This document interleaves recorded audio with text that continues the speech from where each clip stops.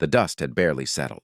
On my new ranch when she marched, straight toward my gate, like she owned the whole valley, Karen jabbed her finger through the air and shouted, "You can't block this road! This HOA controls every access here." She didn't even ask my name. She just barked orders. I looked at her calm and said, "This road is on my land." She didn't like that. Her face turned red and she pulled out a printed paper that looked like it came from a broken office printer. "This is an HOA violation notice," she snapped. "You must remove your gate in 24 hours or face fines." I almost laughed because my ranch wasn't even inside their HOA, but she acted like she was sheriff of the whole county. Behind her, a couple of her HOA buddies stood with folded arms, like a cheap intimidation squad. One of them whispered, "He has no idea who she reports to," and Karen smirked like she had real power. I stayed quiet because I didn't want them to know the truth yet. That the entire road she used every day, the one their whole HOA relied on, was actually part of the ranch I had just bought. She kept shouting rules, waving that fake paper around. "If you don't listen, we'll force entry," she said.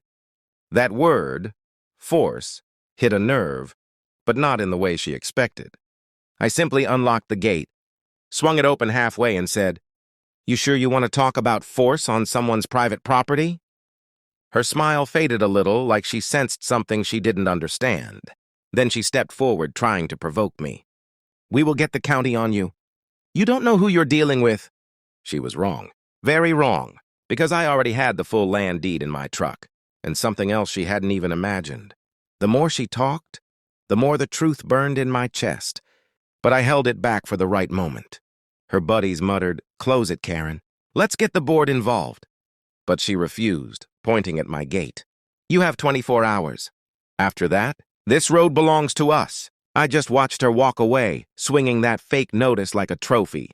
She didn't know she had just threatened the one man who now controlled the only road into her entire HOA neighborhood, and she had no idea what was coming next. I didn't even wait an hour. As soon as Karen disappeared behind the trees, I pulled out the old metal box from my truck. Inside was the original survey map, the one the county used years ago before the HOA even existed. The road that Karen bragged about, every inch of it cut straight through my ranch. I walked along the fence line, checking markers buried in the ground. All of them matched the map. She had no clue she'd been trespassing her whole life. By sunset, her SUV stormed back down the road, dust flying like she was hunting me. She jumped out before the engine even died. "Why is your gate locked again?" she barked. "We told you 24 hours. She tried pushing it, but I had reinforced it with steel rods. It didn't move an inch. She hit it with her hand and screamed like the gate insulted her. I leaned against a post and said, "I didn't lock you out. You locked yourself out by using a road that isn't yours." She froze for a second, then laughed like I had told her the dumbest joke on earth. "This road was built for the HOA. It's public access." I reached into my jacket and pulled out the folded map. Her eyes narrowed when she saw the county seal on it. But before I opened it, something unexpected happened. A pickup truck rolled up behind her, and out stepped a man with a shiny badge hanging from his pocket. She ran to him instantly. "Officer Miller." "Thank God. This man is blocking a public road illegally." "Arrest him!" She pointed at me like she had caught a fugitive. He walked toward me slow, hand resting near his belt like he was unsure. "Sir, is this your gate?" I nodded. Karen jumped in before I could speak. "He forged something. He put this gate here today. He's threatening us. He thinks he can own everything because he bought a ranch."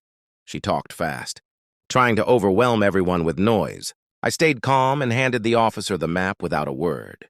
He opened it, stared at the lines, stared at the boundary markers behind me, then looked at Karen. His face changed completely. "Ma'am, this is a legal county document. This road isn't public." Karen blinked. "That's impossible. Our HOA owns this road. Our board said so." "That may be," he said, "but legally you've been using private land. And your notice." He picked up her fake paper. "This isn't valid at all." Her jaw dropped, but she still pushed back. No, this is wrong. He's lying. My board will sue him." Her voice cracked a little, and that's when the officer delivered the first blow she didn't expect. "Ma'am, you can't give out fake violation notices on land that isn't yours. That can be considered harassment. She looked at him, then at me, then at the locked gate, and something snapped in her eyes. Fine, she hissed. If the law won't fix him, the HOA will. She stormed off, but before getting in her SUV, she shouted a line that made the hair on my neck rise. We will shut you down. You won't even see it coming. She sped away, tires screeching, leaving me standing on the road she didn't own. And tomorrow she would learn how wrong her threat really was. Thought Karen would calm down overnight. Maybe she'd talk to her board. Maybe someone would finally tell her she had no power over my land. But early the next morning, before the sun even rose, I heard loud grinding outside, metal on metal. I rushed to the gate and stopped dead. Karen wasn't alone this time. She had brought a whole crew of HOA men with reflective vests that looked official, but definitely weren't. And right in front of my gate was a tow truck, its hook already attached to the steel bars. Karen stood there with her arms crossed, enjoying every second. You didn't listen, she said. So we're removing this gate. By force! Her voice had that fake, polite tone that carried a threat under every word. The tow truck engine roared and the gate metal began to bend. I stepped forward. You're trespassing, again. But she smirked like she'd already won. Actually, no, she said. We filed an emergency petition with the HOA board. They approved access for safety reasons. So legally, we're allowed to open this road until the dispute is settled. She put air quotes around dispute, like it was a joke. I felt anger rise, but I kept my voice calm. Your board has zero authority here. She stepped closer, getting right in my face. The county listens to us, not you, she whispered. And if I want this road open, it will be open. Her guys laughed behind her, acting tough because she told them to. The gate screeched again as the tow truck pulled harder. I clenched my jaw, but I didn't stop them. Not yet, because I had planned for this.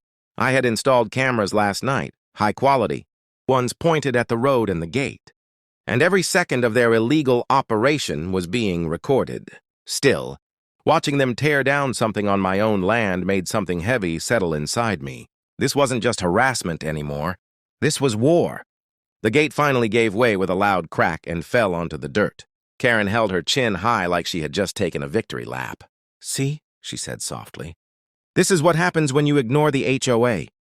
Her men pushed the broken gate aside and opened the road, like they were claiming territory. Karen walked past me and patted my shoulder. Don't worry. You'll learn how things work around. Here. She said it like she was doing me a favor. But as she walked back to her SUV, something unexpected happened. Her phone buzzed, and the moment she saw the screen, her smug smile faded. For the first time, she looked unsure. She quickly turned away from her men so they couldn't see her face. But I caught it. Her eyes widened. Her lips tightened, like she had just received news she didn't want anyone to know. Before she drove off, she looked at me with an expression I hadn't seen before. Fear mixed with anger, and she said something strange under her breath, almost like she didn't mean to say it out loud. He wasn't supposed to find out this fast. Then she hurried into her SUV and sped away, leaving her crew confused, and leaving me with a question that dug into my mind. What exactly wasn't I supposed to find out? And why did Karen look like she was hiding something bigger than an access road? I didn't sleep that night. Karen's strange words kept echoing in my head. He wasn't supposed to find out this fast. Find out what? I replayed the footage from my cameras again and again, watching the way she kept glancing at the woods behind the HOA road, the way her men whispered to each other like they were hiding something. It wasn't about the gate anymore. There was something else on my land, something the HOA didn't want me to discover. The next morning, I walked deeper along the old road, following the tree line where her SUV had disappeared. I knew this land was huge, but I didn't expect to find fresh tire tracks where there shouldn't be any. They curved off the road, down a slope, and into a narrow path hidden by thick bushes. Someone had been sneaking onto my ranch long before I bought it. I pushed through the brush, and the smell hit me first. Diesel fuel mixed with something chemical. Then I saw it. A large, fenced area way back in the woods, with a faded tarp draped over some kind of metal equipment. It looked abandoned, but not old. And right on the fence was a sign that didn't belong anywhere near an HOA. Neighborhood. County property. Do not enter. My stomach tightened. Why was county equipment sitting deep inside my private ranch? And why did the HOA act like the road was theirs if the county had been using the land too? Before I could step closer, a twig snapped behind me. I turned fast. A man stepped out of the trees, one of Karen's HOA crew from yesterday. He looked shocked to see me. "You shouldn't be here," he said quickly. I stared at him. "This is my land." He swallowed hard. "It wasn't supposed to—" "Look, just go back." Karen said she'd handle it. "You're making things worse for everyone." That word, everyone, made something click in my head. "How long have you all been using this road?" I asked.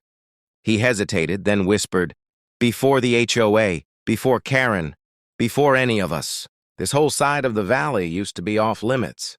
She knows more. She knows everything." I stepped forward. "And she didn't want me to find out?" He opened his mouth to answer, but suddenly his eyes widened and he backed away fast. "She's here," he said, voice shaking. I didn't talk. I swear. He ran off through the woods, disappearing between the trees. A second later, I heard an engine rumble on the ridge above. Karen's SUV rolled into view, slow and deliberate, like she had been tracking me. She got out, slammed the door, and stared down at me with a coldness I hadn't seen before. "I told you to stay on your side of the land," she said. No yelling this time. Just quiet anger. I pointed at the fenced compound. "Why is county property hidden on my ranch?" Her jaw tightened. "That area has nothing to do with you. It's on my land." She took a step closer, eyes locked on mine. "Not for long. If you keep digging." There was no smirk now. No fake authority. Just real fear behind her voice. Fear that I had stepped into something she had been guarding for years. And then she said one line that changed everything. "You should have never bought this ranch." The wind shifted. The woods went silent. And for the first time, I realized Karen wasn't just abusing HOA power. She was protecting a secret that could blow this whole valley apart.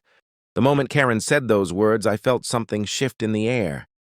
Like the woods themselves were holding their breath. I walked closer to the fence. And Karen stepped between me and the gate like she was guarding a buried crime. Her hands trembled, not with anger this time, but with fear, real fear. "You think this is about a road?" she whispered. "You have no idea what you stepped into." I lifted the tarp on the metal equipment behind her before she could stop me. What I saw made my blood run cold. It wasn't county equipment. It was a drilling setup, small, hidden, and designed to tap into underground water. And right beside it were barrels marked with old hazardous symbols, half buried in the dirt. Someone had been dumping waste here for years. My ranch wasn't just land. It was the cover for a long-term operation. Karen lunged forward and pulled the tarp out of my hands. "Stop!" she snapped. "If you report this, the whole HOA is finished." The houses were built with water coming from this side. The board knew. They hid everything. "So you kept everyone using poisoned water?" I said, my voice low. Her eyes darted away. "It was supposed to be temporary. Then the HOA grew, and we couldn't stop. The county moved their equipment, the signs stayed, and the board kept lying. We didn't want the landowner to find out. But then you bought this ranch." That's when I realized it wasn't Karen who controlled everything. She was covering for people far above her, board members, developers, maybe even county workers who looked the other way. "And the road?" I asked quietly. Her shoulders dropped. "We kept everyone off this part of the land. The only way to do that was to pretend the road belonged to us." She looked at me, with a mix of anger and desperation. "You weren't supposed to close access." It pushed the board into a panic. "They told me to handle you." I took out my phone and hit a button. Karen's eyes widened as she saw the red record light. "You recorded me?" "Everything," I said. "From the day you tore down my gate." She stepped back like the ground had vanished under her feet. "If this goes out, the HOA, the board, all of us, I will answer for it," I finished. She stared at me for a long moment. Then something inside her broke. "Do what you want," she whispered. "I'm done protecting them." That night, I sent the footage and recordings to the county sheriff. Not to the local office, to the state investigators. By morning, unmarked trucks filled the valley. Officers tore down the hidden fencing. Workers in hazmat suits surveyed the contaminated area. Karen stood helpless on the road as agents searched the land she once claimed to own. The HOA board was dismantled within a week. The fake authority, the bullying, the threats, they all collapsed the moment real law showed up. Karen didn't go to prison, but she faced charges for harassment, trespassing, and participating in concealment. The county offered to buy out part of my land to clean the contamination, but I refused. I didn't fight for this ranch just to hand it over. I rebuilt my gate. Stronger this time. Legal this time. Mine this time. As for the HOA, they had to build a new road. Miles away, cutting right through their perfect neighborhood lawn, and the line everyone in the valley kept repeating. For weeks came from the sheriff himself, standing at the old access road, shaking his head with a grin. Imagine trying to bully the man who literally owns the ground under your whole HOA. Yeah, they won't forget that anytime soon.